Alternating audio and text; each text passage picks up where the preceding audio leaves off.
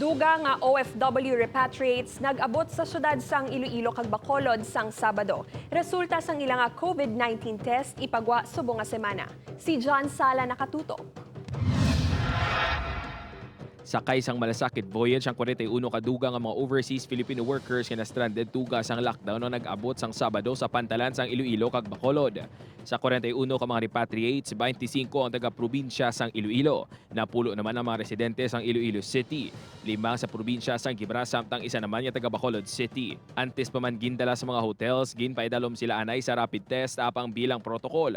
Ginkuhaan man sila sang swab specimen. And out of the 40, ang Victoria Patagtos sa Nugel, kag sa Dugang, yun na take-charge yung ilang LCU. So ang remaining, only ang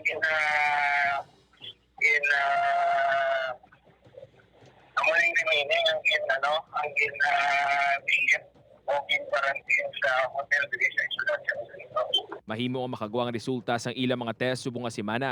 Dugang pa sang Regional Interagency Task Force nga madamo pa sa mga OFW repatriates nga nagapabilin nga stranded subong sa Manila kag Cebu City. Madamo ko na sila siyang maabot kasi kapalupan sila nga nakadamo sa mga nagpuri na mga OFWs.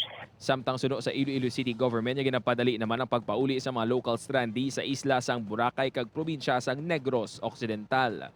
Upuod kay Cirilo Renduque, John Sala, Western Visayas.